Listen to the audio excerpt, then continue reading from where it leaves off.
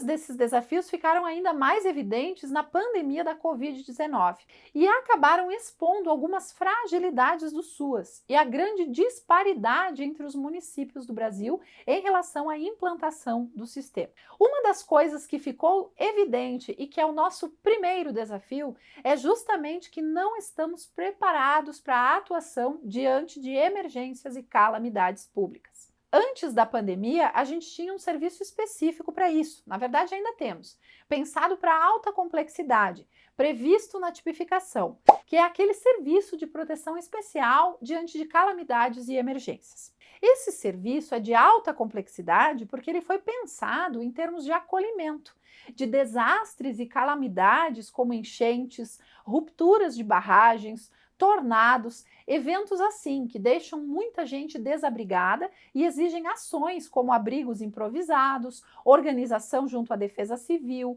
articulação intersetorial. Esse serviço previsto na tipificação, ele não é um serviço que os municípios têm em funcionamento o tempo todo. Ele é um serviço que, quando um município decreta estado de emergência ou estado de calamidade pública, ele pode solicitar o aceite, solicitar a adesão. Vamos pensar que ocorre uma grande enchente em um município e ele decreta calamidade pública. De posse do decreto de calamidade, o Estado e a União reconhecem essa situação.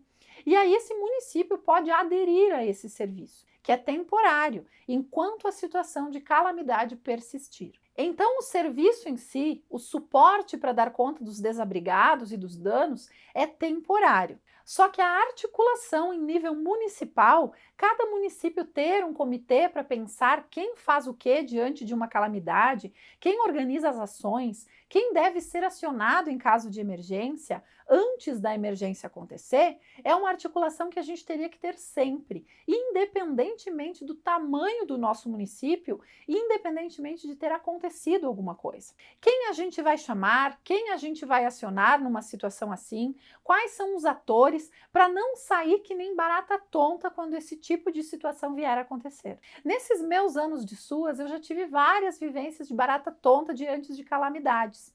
E não é assim que a gente tem que lidar.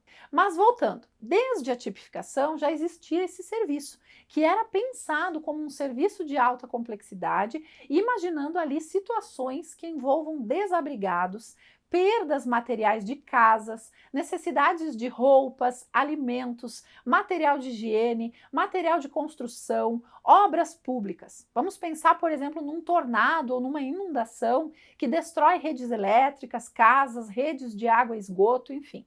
A pandemia mostrou o seguinte: primeiro, que os municípios não estão preparados, já falamos disso. Não existe uma organização prévia. Ou seja, em geral a gente espera acontecer para depois responder, que é o exemplo barata tonta.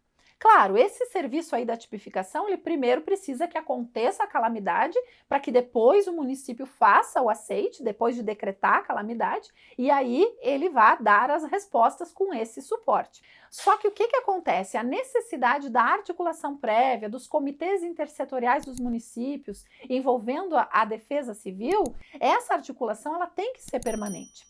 A pandemia nos mostrou que não podemos pensar emergências só em termos desse serviço aí de alta complexidade ou de desabrigados, que calamidades e emergências acabam envolvendo não só a alta complexidade, mas atravessando todos os níveis de complexidade do SUAS. Por exemplo, no caso da pandemia da Covid-19, a situação de isolamento social que foi necessária para evitar tragédias ainda maiores também impactou na situação econômica das famílias, trazendo para nós um novo público, novos usuários para o CRAS, pessoas em vulnerabilidade temporária. Então, a proteção básica teve que se organizar para abarcar essa nova demanda da vulnerabilidade temporária, ou pelo menos um aumento da demanda de vulnerabilidade temporária. Ou seja, a emergência, a calamidade impactou também na proteção básica. A permanência das pessoas em casa por mais tempo, aliada a esse clima de tensão que deixa as pessoas mais ansiosas naturalmente, aumentou aumentou a violência intrafamiliar contra mulheres, crianças e adolescentes, pessoas idosas.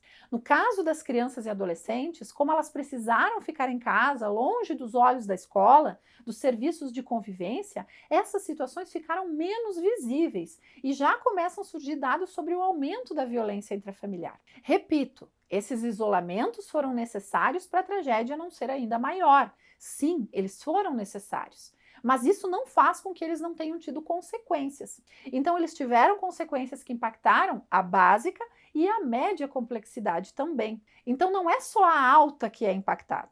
Isso nos coloca o primeiro desafio, a primeira agenda para os estados e municípios, que é mudar a forma como se organizam, ou como não se organizam, já que a maioria dos lugares não se organiza, não antecipa essas situações, e começar a articular um comitê para pensar quem faz o que diante de calamidades e emergências, quem coordena as ações, e geralmente essa coordenação é da Defesa Civil. E aí cabe salientar que a assistência social é mais um desses atores, nunca o único, nunca agindo isoladamente, como a tal da barata tonta. A gente não fala em atuação proativa, em se antecipar às demandas, em pensar antes das coisas acontecerem? Pois então, é isso, sair na frente, pensar antes que aconteça uma calamidade, quem acionar. Mas eu não disse que para cada desafio a gente teria uma ferramenta? A ferramenta para lidar com essa questão dos desastres e das emergências na assistência social é essa publicação. Quem seguiu direitinho o informe do CNAS para as conferências de assistência social de 2021 já falou desse documento no seu município. Ele se chama Diretrizes para o SUAS diante de calamidades e emergências. É uma publicação de outubro de 2020 que nós precisamos conhecer para pensar ações nas nossas cidades e estados. E vamos falar mais dessa ferramenta aqui nas suas conversas em outro momento.